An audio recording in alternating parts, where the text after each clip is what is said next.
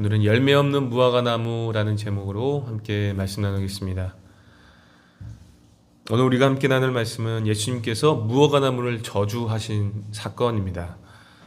본문은 예수님의 공생애 중 예루살렘에서 있었던 사건으로서 본문인 21장부터 마태복음의 마지막 장 28장까지 예수님의 마지막 일주일간의 삶과 사역을 기록하고 있습니다. 본문은 예수님의 마지막 일주일 중 예루살렘에 입성한 후 첫째 날 있었던 사건으로서 굉장히 독특한 사건이라고 말할 수가 있겠죠. 예수님께서는 지금으로 말하면 월요일이죠. 월요일에 예루살렘 성전에 들어가려고 전날에 주무셨던 베다니에서 나오셨습니다. 그런데 아침을 먹지 않으신 건지 시장기를 느끼셨던 것 같아요. 그리고 마침 길가에 무화과 나무가 보여서 가까이 가셨습니다. 당시에는 길가에 있는 나무들의 열매는 아무나 먹을 수 있다고 해요. 그러나 예수께서 무화과 나무 가까이 가서 보니 그 나무는 잎만 무성하고 열매가 전혀 없었습니다. 그래서 예수님은 그 열매 없는 나무를 향해 이렇게 선포하시죠. 우리 19절 말씀 한번 읽어보겠습니다. 시작. 길가에서 한 무화과 나무를 보시고 그리로 가사 잎사귀밖에 아무것도 찾지 못하시고 나무에게 이르시되 이제부터 영원토록 네가 열매를 맺지 못하리라 하시니 무화과 나무가 곧 마른지라. 아멘. 우리 성도님들은 이 모습을 보고 어떤 생각을 하셨나요? 이 장면만 본다면 예수님의 행동이 너무 가혹하다고 생각되지 않습니까? 물론 배가 고프면 좀 예민해지기도 합니다. 그렇죠? 하지만 이건 너무 가혹하다는 생각이 들기도 해요. 한낱 미물이라 할지라도 영원히 열매 맺지 못할 것이라는 저주는 너무 가혹하게 느껴집니다.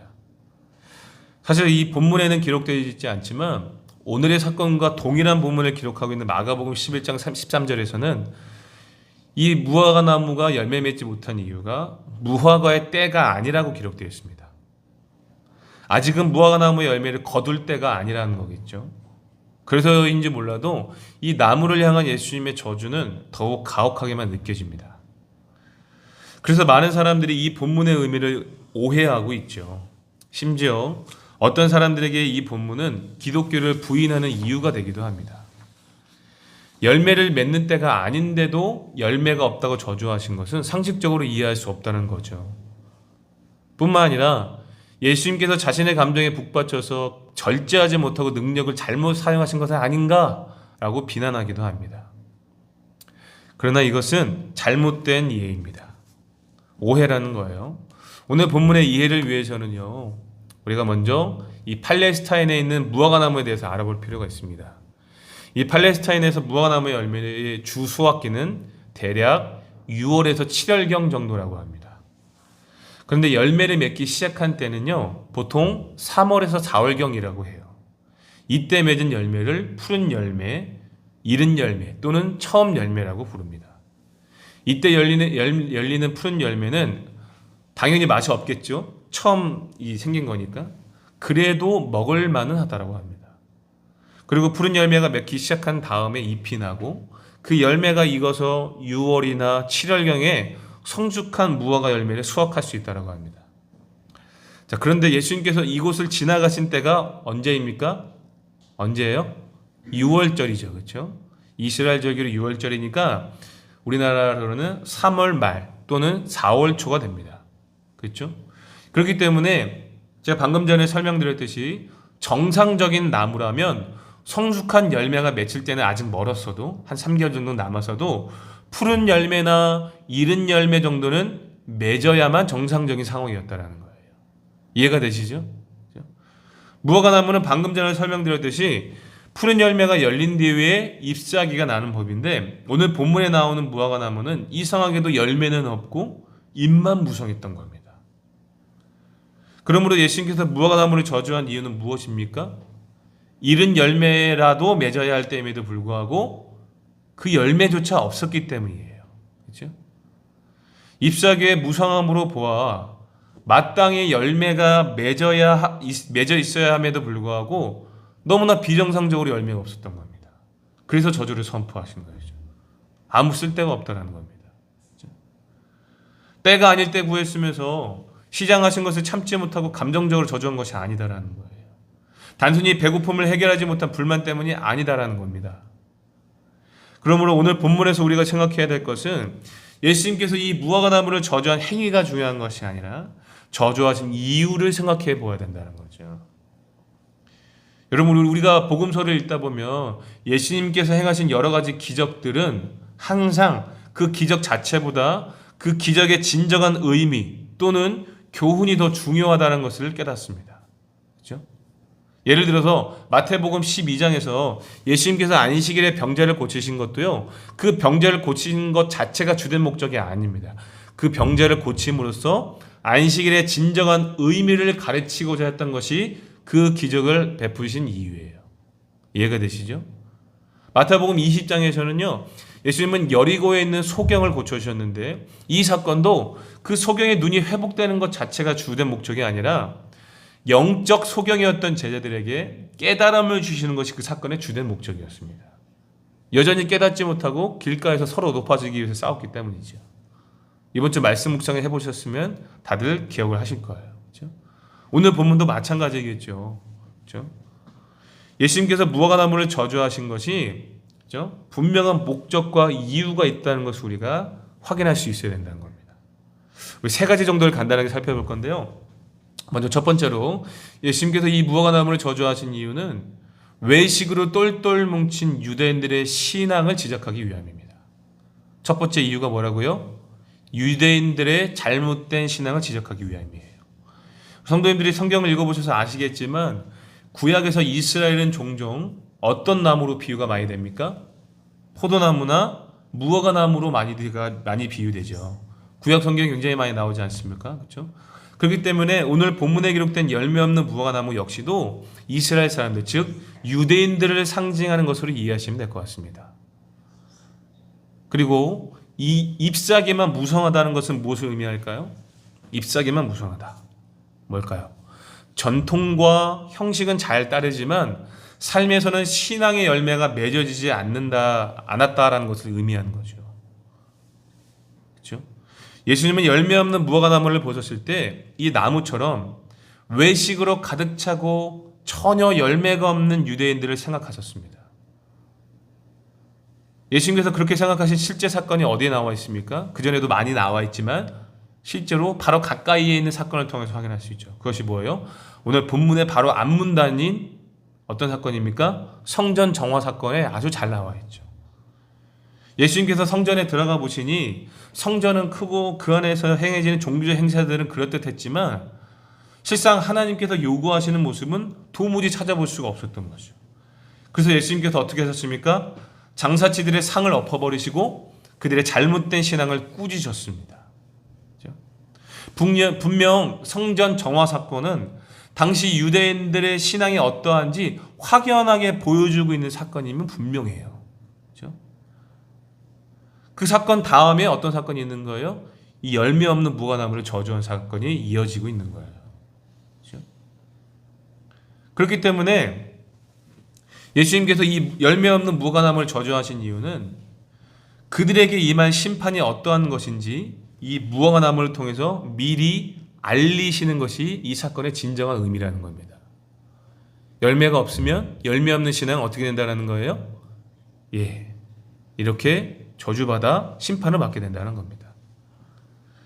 두 번째로 이 사건의 의미는요, 앞으로 제자들이 사명을 감당하는 데 있어서 아주 중요한 교훈을 주기 위함입니다.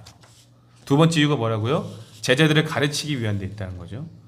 일반적으로 나무는 천천히 죽어가고 죽는 것도 어떻게 죽습니까? 몸통이 먼저이고 뿌리가 제일 나중에 죽잖아요. 그렇죠? 여러분, 뿌리만 살아있어도 잘 다듬으면 어떻게 해요? 줄기가 다시 나고 가지가 자라서 다시 한번 회복됩니다. 그렇죠? 그런데 오늘 본문과 같은 사건을 기록하고 있는 마가복음에서는요, 이 나무가 갑작스럽게 죽었는데 어디부터 마르게 되었냐면 뿌리부터 마르게 되었다라고 기록되어 있어요. 그러니까 이 나무가 뿌리부터 말라 죽는 이 일반적이지 않는 상황을 통해 예수님은 제자들이 오랫동안 이 사건을 생생하게 기억하기를 원하셨던 것 같습니다.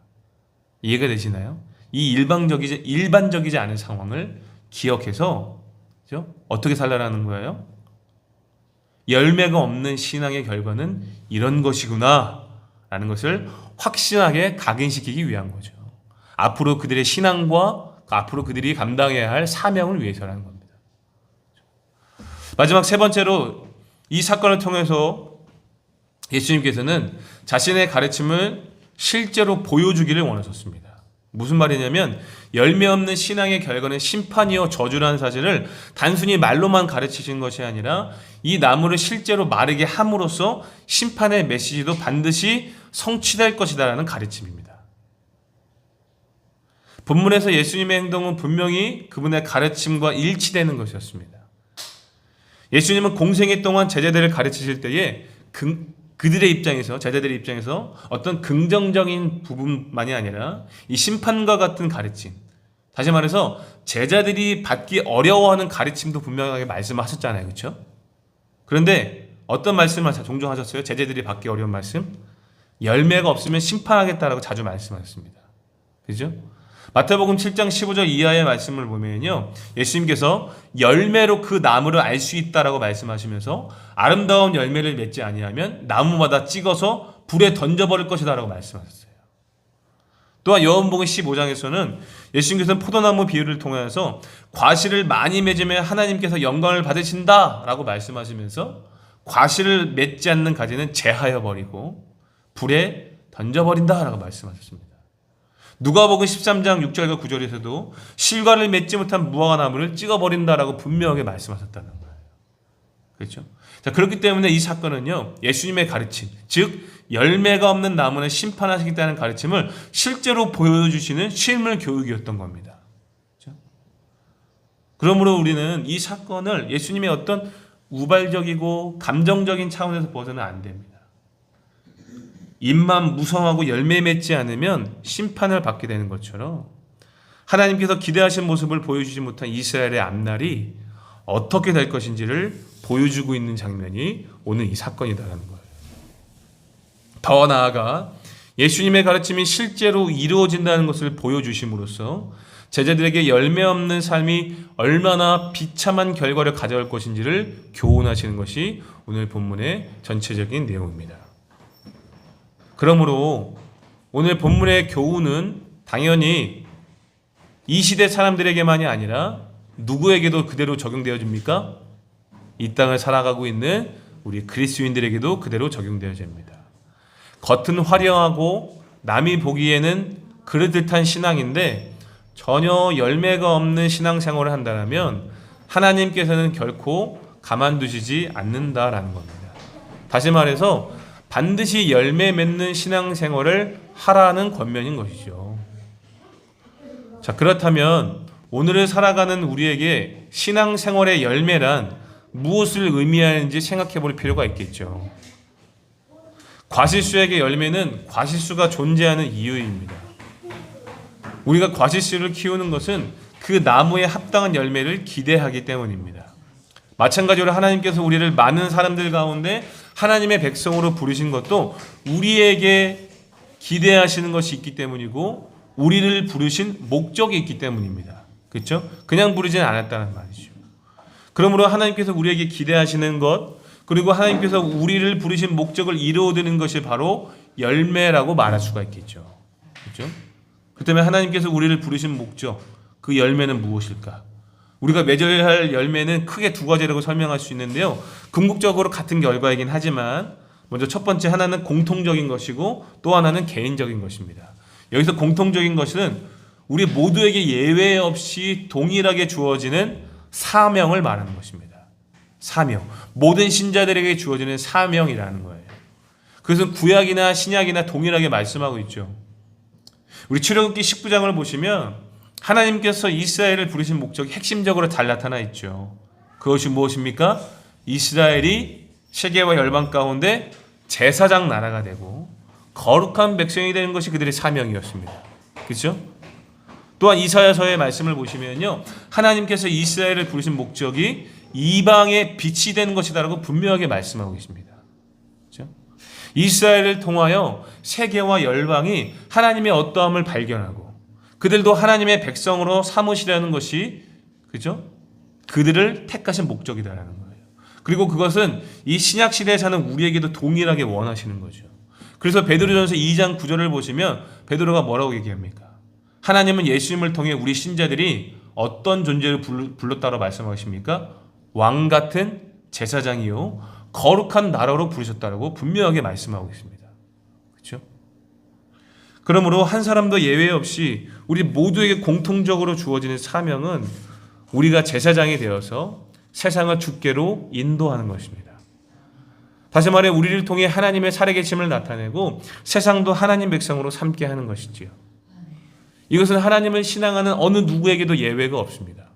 우리가 예수님을 믿으면서도 삶의 현장에서 하나님을 계시하여 나타내지 못한다라면 그것은 어쩌면 열매 없는 신앙일 수 있다는 거예요. 우리의 삶을 통해 조금이라도 영혼 구원의 역사가 일어나지 않으면 그것은 입만 무성한 무화과나무와 같은 겁니다. 종교 생활로만 가득한 입만 무성한 무화과 남은 거죠.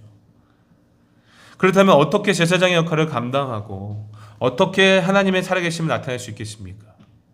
그것은 바로 상상수훈에서 예수님이 가르쳐 주신 것처럼 우리가 세상의 빛과 소금으로 살아내는 것입니다. 여러분 우리가 이름만 대면 금방 알 수 있는 어떤 장로님이 계시는데 이 장로님은 절대 정직이라는 사원을 걸고 사업을 시작하셨다고 합니다. 그냥 정직이 아니라 절대 정직이에요.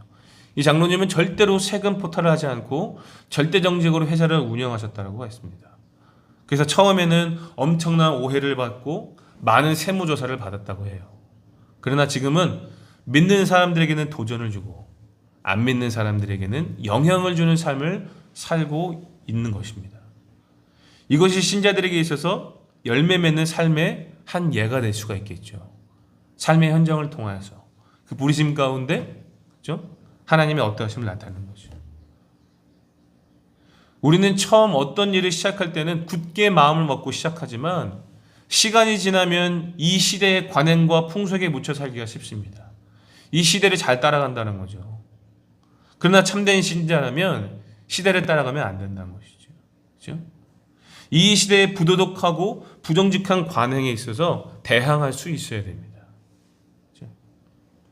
어려움을 겪는다 할지라도 때로는 사람들에게 고지식하다는 비웃음을 받는다고 할지라도 오직 하나님의 말씀을 진리로 하라. 그 뜻에 순종하여 하나님의 살아계심을 나타낼 수 있어야 됩니다. 세상에 선한 영향력을 나타낼 수 있어야 된다는 거예요. 그러한 자들이 열매 맺는 신앙인이라고 부를 수 있겠죠. 그러므로 사랑하는 성도 여러분, 오직 하나님의 말씀을 진리로 하라. 순종으로 세상에 선한 영향력을 나타낼 수 있기를 바랍니다. 빛과 소금이 되어서 하나님의 살아계심을 세상에 나타내고 죽어가는 문 영혼들에게 하나님의 어떠하심을 나타내는 일에 귀하게 사용되는 복된 인생, 열매 맺는 인생이 될 수 있기를 예수님의 이름으로 축복합니다. 다음으로 우리가 맺어야 할 개인적인 열매가 무엇인지 살펴볼게요. 방금 전에 언급한 열매는 모든 신자들이 공통적으로 맺어야 할 열매라면 신자 개인적으로 맺어야 할 열매는 무엇이겠습니까? 우리 각자에게 특별하게 주어진 어떤 개인적인 소명이라고 말할 수 있습니다. 소명. 이 땅을 살아가는 신자들은 어느 누구도 그리고 아무 의미 없이 아무런 계획 없이 부르심을 받지 않았어요. 저는 목회자로 부름을 받아 맡겨진 소명을 감당하고 또 어떤 사람은 교사라는 직업으로 소명을 받아서 삶의 현장에서 그 소명을 감당하고 또 어떤 사람은 공무원으로 부름을 받아서 그 직장 안에서 소명을 감당해야 됩니다. 어떤 사람은 장사를 하면서 맡겨진 소명을 감당하기도 하고 어떤 사람은 병원에서 사람들을 고치면서 맡겨진 소명을 감당하고 또 어떤 사람들은 복지사가 되어서 사회적 약자들을 도우면서 맡겨진 소명을 감당하는 거죠. 이처럼 하나님께서 우리 각자가 자기에게 주신 소명을 감당함으로 하나님과 이웃을 사랑하기를 원하신다는 것입니다. 다시 말해 최선을 다해서 우리 각자를 부르신 목적에 충실한 삶을 살아내는 겁니다. 좀 더 구체적으로 말씀드리면 성령의 9가지 열매를 맺어가는 것이죠. 우리를 부르신 삶의 현장, 즉 가정이든 직장이든 사회이든 사랑과 희락과 화평과 오래 참음과 자비와 양성과 충성과 온유와 절제를 심는 거예요. 그 현장에서. 부르신 현장에서. 그렇죠? 부르신 현장에서 사랑을 실천해내는 겁니다. 어려움 중에도 하나님 나라를 소망하면서 희락과 화평을 실천해 보는 거예요. 오래 참음을 실천해 보는 겁니다. 자비를 실천해 보는 거예요. 충실하게 그렇게 살아내 보는 겁니다. 그러면 우리를 부르신 삶의 현장에서 가족이 되었든 직장이 되었든 사회가 되었든 우리의 이웃들이 우리의 모습을 보고 하나님의 어떠하심을 발견하는 어떤 계기가 되어지고 그 계기를 통해 예수님을 영접하게 되는 은혜의 통로로 우리가 사용되는 것이죠. 그렇죠? 그러나 반대로 굉장히 나태하고 인간적인 야망과 욕심에 사로잡혀 살고 하나님 사랑과 이웃 사랑을 무시하고 철저하게 자기 유익만을 위해 산다면 그것은 열매 없는 신앙생활입니다. 그리고 열매 없는 자들의 결과는 제가 굳이 언급드리지 않아도 되겠죠? 예수님은 열매 없는 유대인들의 심판을 알리기 위해 이 무화과 나무를 저주하셨습니다. 그리고 그 나무는 뿌리부터 말라버리죠. 그러므로 오늘 우리는 어떻게 소명을 감당하고 있는지 반드시 점검해 볼 수 있어야 됩니다. 우리 가운데 신앙생활 한 지는 오래되었는데도 전혀 열매 맺지 못하고 무기력하게 사는 분들이 많이 있어요. 또 어떤 분들은 다른 사람에게 해 끼치지 않고 사는 것을 자랑하기도 합니다. 그 정도만이라도 만족한다는 것이죠. 하지만 하나님께서는 그런 소극적인 삶의 자세를 원하지 않으세요. 하나님께서는 우리가 적극적으로 열매 맺기를 원하십니다. 그렇죠? 하나님 나라도 침노하는 자일 것, 적극적으로 그 나라를 사모한 자일 것이라고 말씀하고 있지 않습니까? 하나님께서는 우리가 적극적으로 열매 맺기를 원하세요. 그러므로 사랑하는 성도 여러분, 신자 개개인에게는 하나님께서 주신 소명이 있음을 깨닫고 삶의 현장에서 최선을 다해 하나님과 이웃 사랑을 실천할 수 있기를 바랍니다. 그래서 모든 신자들이 공통적으로 맺는 열매만이 아니라 개인적인 열매도 아름답게 맺어갈 수 있기를 예수님의 이름으로 축복합니다. 아멘. 이제 말씀을 마치기 전에 하나님께서 기뻐하신 열매를 맺기 위해서 우리에게 반드시 필요한 것이 있는데 그것을 확인하고 마치고 싶어요. 그것이 뭘까요? 열매 맺기 위해서 무엇이 필요할까요? 그것은 바로 하나님을 의심치 않고 믿는 것입니다. 믿음이 중요하다는 거죠. 오늘 본문 말씀 21절 말씀 한번 읽어볼까요? 21절입니다. 시작. 예수께서 대답하여 이르시되 내가 진실로 너에게 이르노니 만일 너희가 믿음이 있고 의심하지 아니하면 이 무화과나무에게 된 이런 일만 할 뿐 아니라 이 산더러 들려 바다에 던져지라 하여도 될 것이요. 아멘. 여러분, 무화과나무가 말라 있는 것을 본 제자들이 나무의 상태를 보고하자 예수님이 뭐라고 말씀하십니까? 의심하지 말고 하나님을 믿으라고 말씀하십니다. 근데 여러분, 대화의 문맥을 보면 어때요? 굉장히 생뚱맞은 대답처럼 들리지 않습니까? 그렇죠? 예수님께서 저주하신 나무가 이렇게 말랐습니다. 어찌하여 이렇게 말랐습니까? 라고 얘기했더니 예수님께서 뭐라고 말씀하세요? 그냥 의심하지 말고 믿으면 된다는 거예요. 어쩌면 굉장히 생뚱맞은 대답처럼 들리죠. 근데 결론부터 말씀드리면 이 말씀을 하신 이유는요, 하나님의 절대적인 능력을 인정하며 그분을 절대적으로 의지해야 된다는 것을 알리시기 위함입니다. 좀 더 설명드릴게요. 앞서 설교 중에 언급했듯이 무화과나무가 저주받아 마른 이유는 때가 이르지는 않았지만 이른 열매라도 맺어야 했음에도 불구하고 맺지 못했기 때문입니다. 그래서 심판받는 거죠. 마찬가지로 잎만 무성한 무화과나무처럼 겉모습과 외식에 치중된 이스라엘의 열매 없는 모습은 심판당하기에 마땅합니다. 그렇죠? 이 모든 것이 누구의 소관이다라는 거예요? 하나님의 주권에 있다라는 거예요. 그렇죠? 그래서 예수님께서는 이 사건을 통해서 말씀하고 계신 것이죠. 결국 하나님의 심판을 피할 유일한 방법은 열매를 맺는 것인데, 이 무화과나무처럼 심판받지 않고 열매 맺는 존재로 살기 위해서는 어떻게 해야 된다는 거예요? 의심하지 말고 하나님을 의지해야 된다라고 말씀하고 있는 거예요. 이해가 되시면 아멘 하시기 바랍니다. 그죠? 자기의 힘으로는 열매 맺을 수 없다라는 거예요. 자기의 힘으로는. 여러분, 예수님께서 이 말씀하신 이유가 뭘까요? 지금 이스라엘 백성들은 자기의 의로 똘똘 뭉쳐 있는 상태입니다. 그렇죠? 형식으로 똘똘 뭉쳐 있는 상태예요. 자기들의 의. 그들의 행위로는 절대로 하나님께서 기뻐하시는 열매를 맺을 수가 없다는 걸 말씀하고 계시는 거예요. 하지만 의심하지 말고 하나님을 믿고 의지하면 가능하다라는 겁니다. 그렇죠? 그런데 여기에서 예수님이 말씀하신 믿음은 구체적으로 무엇을 얘기하는 걸까요? 하나님께서 보내신 예수 그리스도를 영접하고 그분의 뜻을 따르는 것을 의미합니다. 무슨 말인지 이해가 되시죠? 겉만 화려하고 생명력 없는 유대교 성전은 실패했지만 예수 그리스도를 통해 새로운 공동체가 등장하게 될 것인데 그것을 믿으면 유대교가 하지 못한 생명의 사역을 감당할 수 있다라는 말씀인 거예요.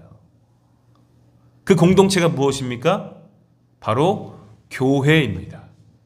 예수 그리스도를 참되게 영접하고 따르는 신자들을 통해 유대교가 실패한 하나님 나라의 사역이 성취될 것이다라는 말씀인 거예요. 의심하지 않고 그것을 믿으면, 예수님을 통해 임하게 되는 하나님 나라의 이 공동체를 믿으면 어떻게 된다는 거예요?